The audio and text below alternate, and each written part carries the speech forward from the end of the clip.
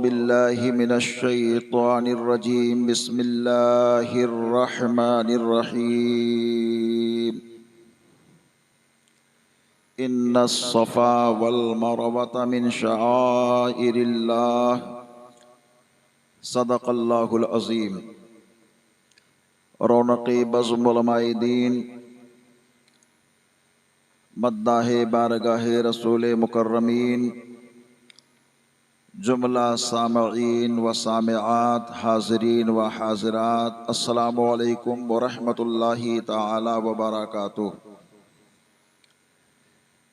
आइए हम और मिलकर अपनी और सारी कायनात के मरकज़ अक़ीदत अनीसुल गरीबीन जाने आलमीन हुज़ूर रहमतुल लिल आलमीन के दरबार पर हसीन में इंतहाई अदब व एहतराम के साथ दुरूद पाक की डाली को इश्क़ व मोहब्बत की थाली में सजाकर हुज़ूर की बारगाह में नज़र करें और जी लगा कर पढ़ें अल्लाहुम्मा सल्ली अला सय्यिदना मौलाना मुहम्मदिन बारिक वसल्लिम सलातो व सलामन अलैका या हबीब अल्लाह सल्लल्लाहु अलैहि व आलिहि व सहबिहि वसल्लम।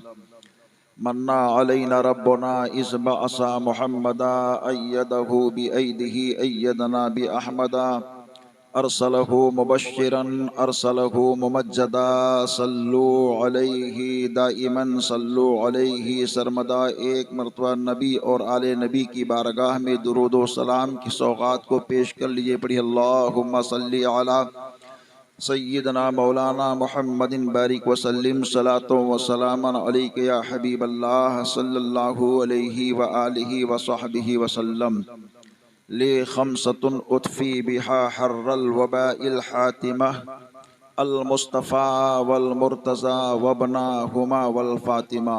गौसे आज़म बमने बेसरो सामा मददे क़िबले दी मददे काबे ईमा मददे क़ादरियम नारे या गौसे आज़म ज़नम दमज़ा शेख अहमद रज़ा ख़ां क़ुतब आलम ज़नम क़ादरियम व चिश्तियम नारे या मुर्शिद ज़नम दमज़ा शेख शुएबुल औलिया व ताजुश शरिया व मुफ्ती आज़म ज़नम। इमाम अहले सुन्नत कंज़े करामत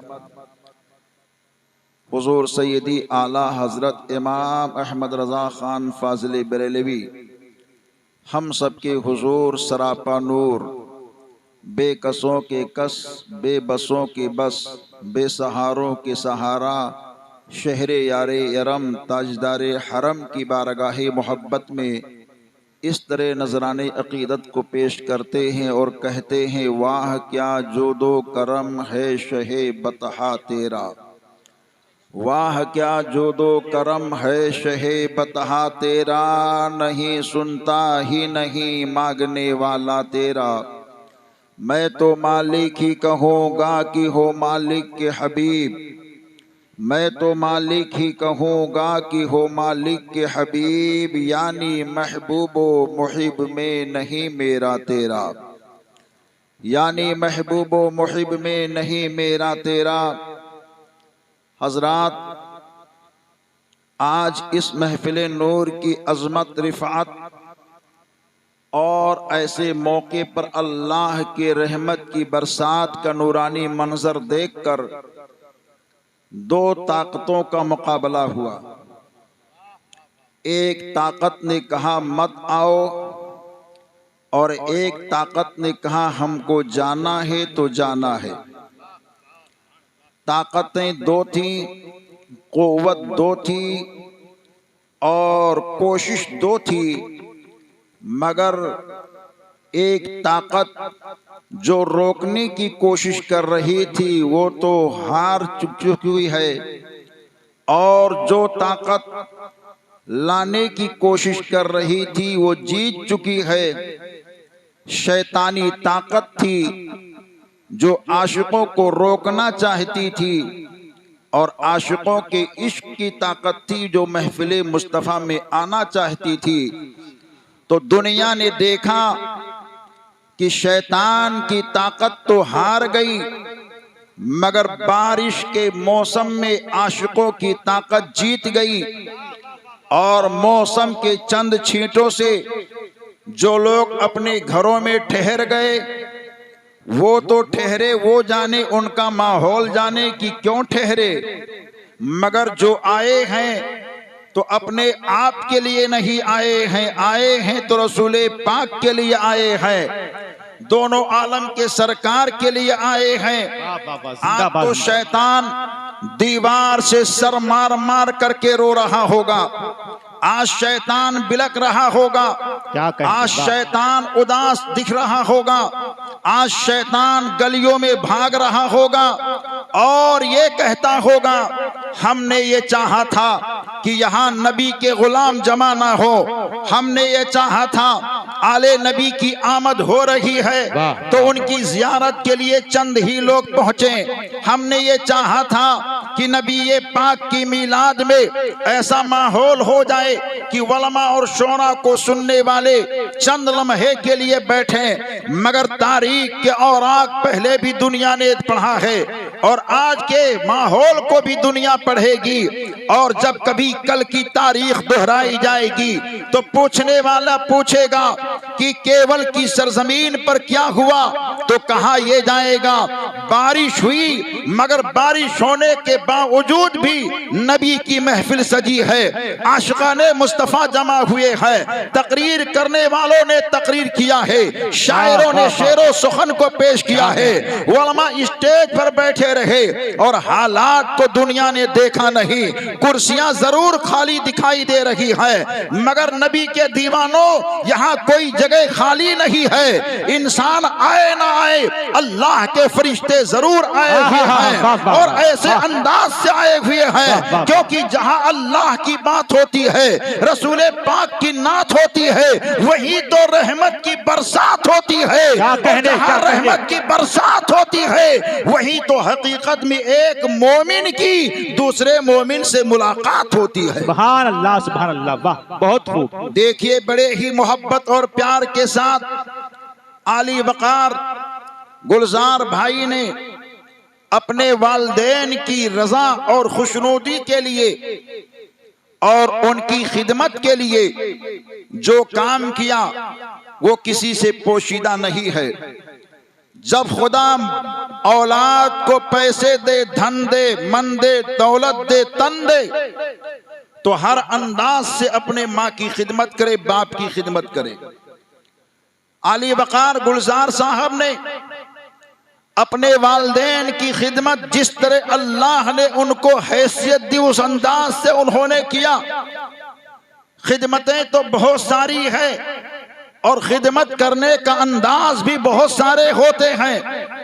माँ बाप को पानी पिलाना ये भी खिदमत है, उनका खर्चा उठाना ये भी खिदमत है, उनके इलाजो मुआलजा के लिए पैसे खर्च करना ये भी खिदमत है, उनसे मोहब्बत और प्यार करना ये भी खिदमत है, उनके रहने सहने का इंतजाम करना ये भी खिदमत है, उनको ऊंचे मकाम पर बिठाना ये भी खिदमत है। और इन्हीं खिदमतों के साथ अगर अल्लाह उनको दौलत दे दे औलाद को, तो औलाद अगर अपने माँ बाप को ज़ियारत हरमैन तैयबैन के लिए भेज दे तो ज़ियारत हरमैन तैयबैन के लिए भेजना ये भी खिदमत है। गोया कि वो खिदमत अपने माँ बाप की कर रहे हैं और सिर्फ खिदमत ही नहीं किए बल्कि उनको अल्लाह ने उनके माँ बाप को इस इनाम से जब माला माल किया तो इसकी खुशी में उन्होंने उलमा को बुलाया, शोरा को बुलाया, आले नबी को बुलाया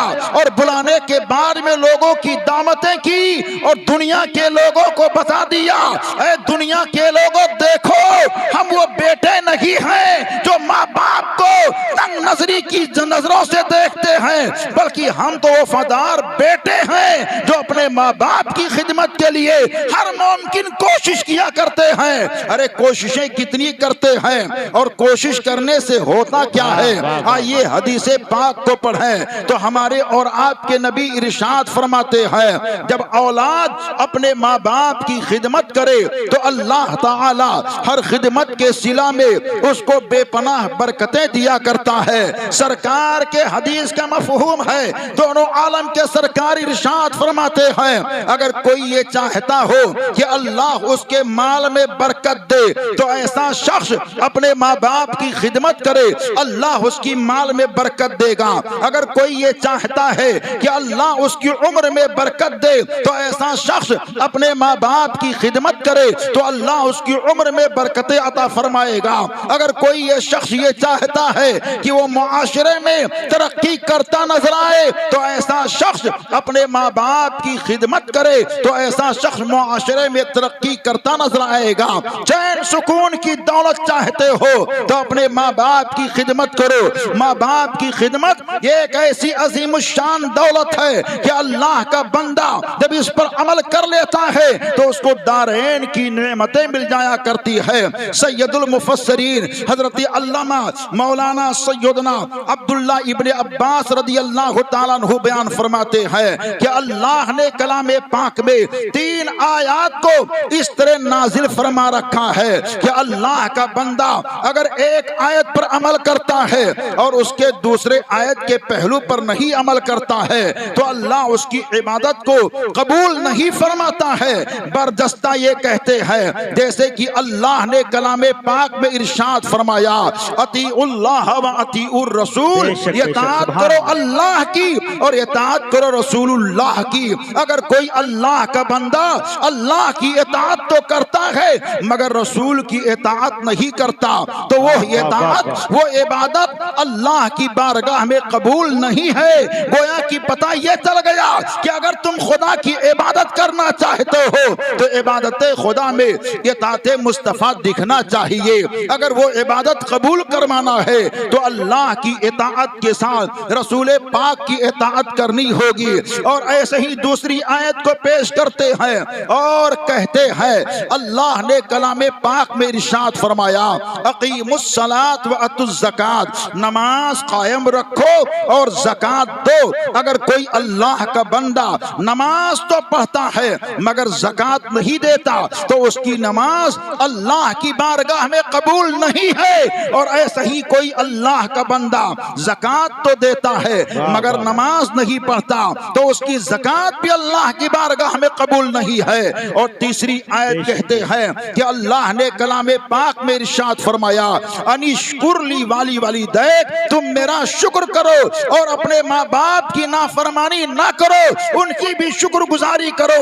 अगर कोई अल्लाह की इबादत तो करता है, अल्लाह का शुक्र तो बजा लाता है मगर माँ बाप की नाफरमानी करता है तो वो खुदा का शुक्रिया, खुदा की इबादत वो भी अल्लाह की बारगाह में काबिल कबूल नहीं है।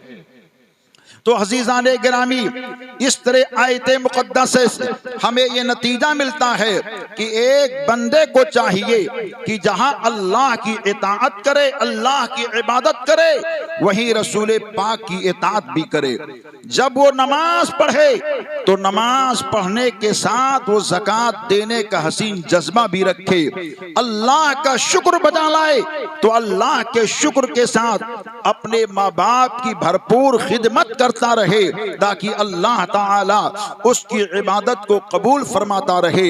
हजरात, दुनिया में बेशुमार लोग आए और आने के बाद में चले गए, लेकिन एक आया, ऐसा आया जिसके न आने का कोई जवाब है और जिसके न छाने का कोई जवाब है। वो कौन आए जिन्हें दुनिया अहमद मुख्तार कहती है, दोनों आलम का सरकार कहती है, कायनात का ताजदार कहती है, अनीसे बेकसा कहती है। आज हम लोग हज के लिए जाते हैं तो हज में होता क्या है?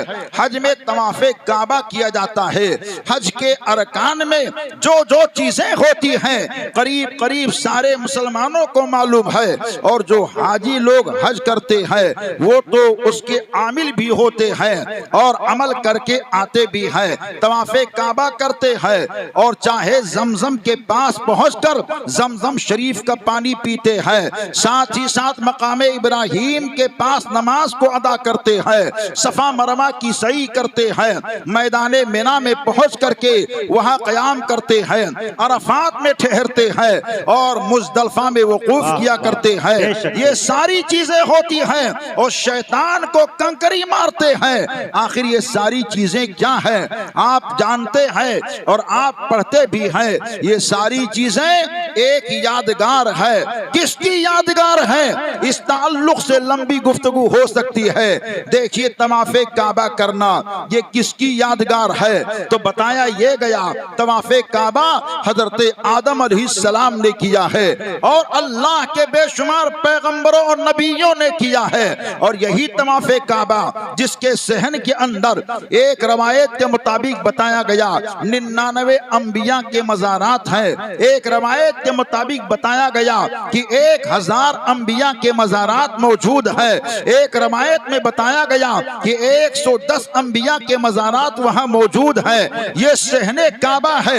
आखिर अंबियाए किराम का इंतकाल वहां क्यों होता या अंबियाए किराम कहीं विसाल फरमाते तो उनके बाद में उनको वहां क्यों दफन किया जाता? तो उलमा ये बयान फरमाते हैं कि सुनो, चूंकि अंबियाए किराम को मालूम था कि काबे को जिसने बनाया है जिसको उसको अबुल बशर हजरत आदम कहते हैं और काबे को जो बसाएगा उसको खैरुल बशर आमना का लाल कहेंगे। तो उसकी तलाशो जुस्तजू में हर नबी आते थे कि देखो हमारे दौर में वो नबी आखिर ज़मा आए ना आए, लेकिन एक दिन ऐसा होगा कि काबे को बसाने के लिए, काबे को रौनक देने के लिए, काबे को उरूज देने के लिए आमना का लाल आएगा।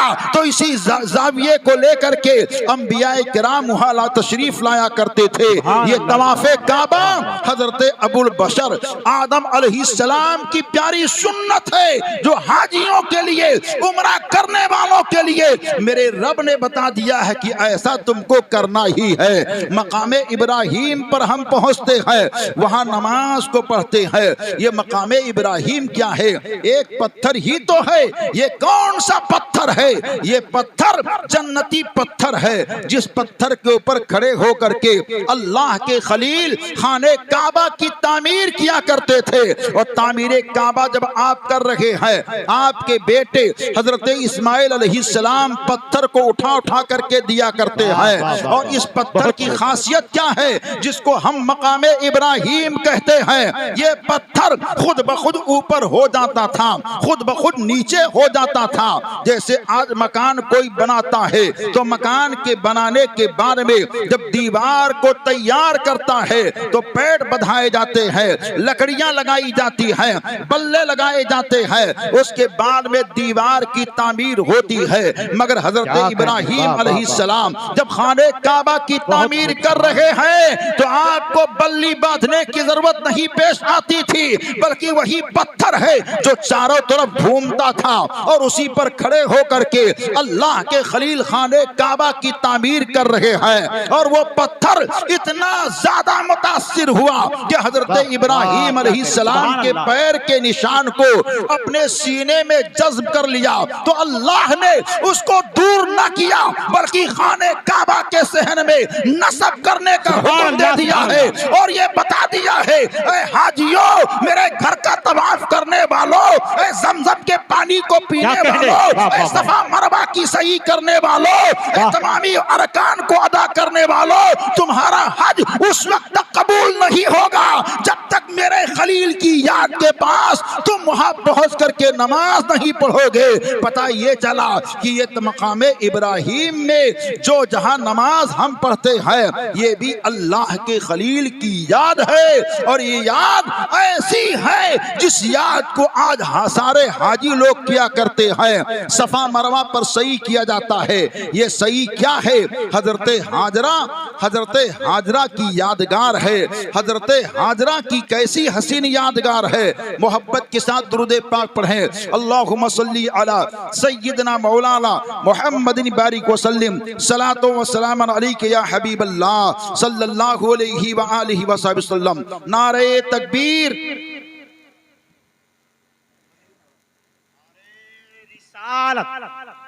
मसलके आला हजरत औलादे गौसे आजम कादरी दूल्हा आले नबी औलादे अली। सुभान अल्लाह सुभान अल्लाह सुभान अल्लाह। बिलग्राम शरीफ के शहजादे यहाँ पर तशरीफ